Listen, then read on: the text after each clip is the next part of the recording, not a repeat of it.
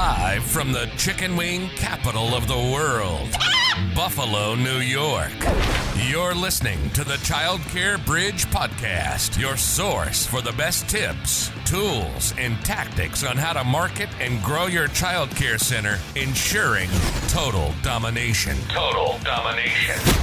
This is the Childcare Bridge, and this is your host, Michael Tasner.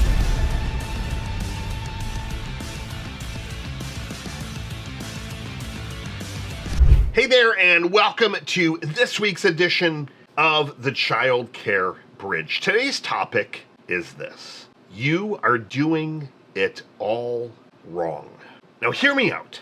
A lot of center owners, a lot of directors mean well. And like any other business person, you're looking to make an impact. You're looking to improve your financial future, impact your community, do good, help your team. You're not out to do all the wrong things. You're out to do what you feel or you have been trained to focus on. And after working with hundreds and hundreds and hundreds of owners of childcare centers, I can tell you that almost every single one of you is focusing on the wrong stuff. When I say focusing on the wrong stuff, when you walk into your center, when you leave your center, when you're sitting on weekends, you have decisions to make about where do you put your energy, your time, your money. You're able to make those decisions. And almost every single day, you are in firefight mode. You walk into the center, you're firefighting. Who called off sick today? What parent issue do you have? What kids are sick? The parents need to be called. The inspectors are magically showing up. Licensing is knocking at your door. New vendors, software tools, like you're in this constant battle. Now, for those center owners that have made their way from being in the day-to-day fires, being in the weeds, in the trenches all day, every day, to being able to start to operate like a badass CEO, I commend you. But for most, even the ones that have numerous layers, I'll give you some examples. We've got a center that we work with. They've got 10 locations. And I can tell you that the owners are still in the weeds every single day. It just is different types of problems, different types of challenges. But when I push back and I say, here's where I would suggest you start investing your time, it's not something that they can start to see as a reality. So as I give you some feedback today, as I teach you, as I guide you to show you where you need to be investing your time, a lot of what you're going to do here is to actually have a mindset tweak, a mindset shift. If you want to get from one side of the bridge to the other, if you want to get from the start of a fortune map to the pot of gold at the end, you have to go through different steps, different processes. You have to evolve as a person, as a leader. There's no magic pill that just allows you to go from point A to point D and just in a straight line and everything is rosy and magical. So if I get to this point of you're doing it all wrong, it is a notion of focus. And when we said there's a lot of different things that you can focus on, there are. But the biggest area that you need to start thinking about day in and day out, the area that you need to start thinking of yourself, your center, your centers, your brand, your team, you need to start looking at yourselves as a marketing engine or as a media company. Now, hear me out. You're in the business of helping kids learn and grow. That would be the business that most of you would say that you're in. In that business, there are lots of areas to focus and lots of new things to learn, from curriculum to all your standard operating procedures and operations. And there's just a lot of stuff that you can learn to continue to get better and better on the operational side of running a center. And when I look at where most of the owners are spending their time, it's in one of these many buckets: hiring, staffing, financials and accounting, doing some planning, but the planning tends to be more on the shorter term side of things. dealing with vendors and trying to figure out how you're going to stretch some dollars or how you're going to make some of the improvements that you're required to make by X time in order to be within compliance. Team training, so doing other training for your staff and helping them continue to learn and grow and get better and better. A lot of center owners get to spend time on what I would deem the most fun stuff. So that's planning parties, planning special things for your team, planning all the holiday events at your centers. That's to me the most fun stuff. But when I look at your calendar and I say, show me what your week looks like, or in past tense, show me what your week looked like. Walk me through Monday through Friday, day by day. And I just did this exercise with the center owner. And we saw lots of training, which is great. We saw some fire drills like we've talked about. Well, they had to go in and sub in a classroom because a teacher or two called off sick. We saw some interviews. So great, they had some interviews for new potential team members. Paperwork, busy work, meeting with their accountant. So they're not things that I would deem a bad use of time, but there was one thing that was missing in almost every one of these calendars. And that was marketing. If you think about this in the most simplest of forms, the only reason that you are in business is due to the enrollments that you have. These enrollments drive tuition. That tuition pays your team, your lease, your salary, food, overhead, all the different expenses. But where do those enrollments come from? Do they just drop out of the sky? In some cases, yes, if you've got some UPK programs, but still, how are they going to hear about you? What if there are 10 different centers they can take a voucher to? Do they just magically happen to walk into your center? Now, the answer, every now and then, that might happen. But the answer is the centers that are focusing 30, 40, 50, 60% of their week on marketing are outpacing every other center by a massive majority. How is that the case? Well, it's simple.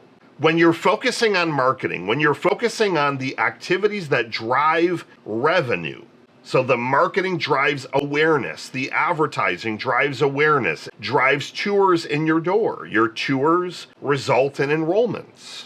It's hitting those singles day in and day out to where you're getting more and more tours coming in. You're constantly touring. Those tours get your deposits and again make their way into enrollments. Those enrollments then make your life 1,000 times easier for you to start to solve things. Let's say you have a hiring issue and you feel like you can't just attract the right staff right now.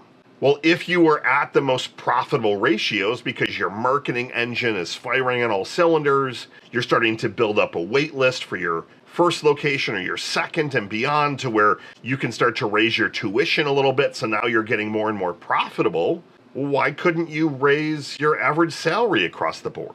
If you have an opportunity to pick up a bunch of kids from a local school and you don't have a bus, and you say, well, I don't know how the heck we're going to afford that. If you have the enrollments, that starts to cover it. But if you're spending all of your time and all of your energy on the operations side of the house, the team side of the house, the accounting side of the house, all those are important.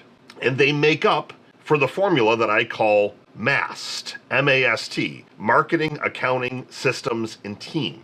The 4 components to having a successful childcare business. What we like to call a no-joke business, meaning a business that will stand the test of time, a business that can outlast every other center, one that you could pass on to your kids and their kids if you wanted, or one that can be easily sold, where the person on the other side isn't going to be able to say, well, you're the business, I'm really not buying anything here, there's really no real asset.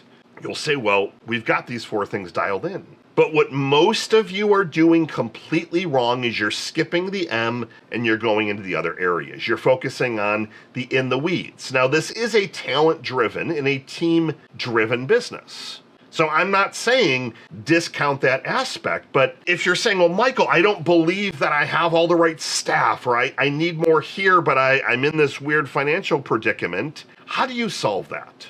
You solve that by producing more enrollments, which spin off more cash. The more enrollments you get that you can then profitably optimize, the better.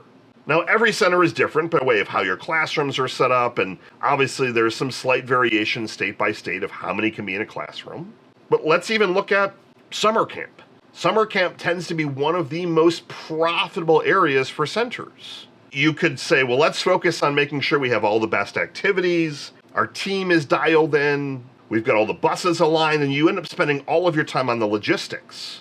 But then you realize, well, geez, it starts in like 2 weeks. And you haven't done any marketing, any promotion, but you spend all of your time in trying to figure out, should we have the balloon animal person come, or should we have all the cool animals come to our centers, for example? Now, again, it's that balancing act, but my push to you today is that when you start thinking of your business as a marketing engine, one that you're marketing yourself, your team, your center, your curriculum, your families, when you start looking at your calendar for the week ahead and ask yourself, how much time on my calendar do I have spent for marketing?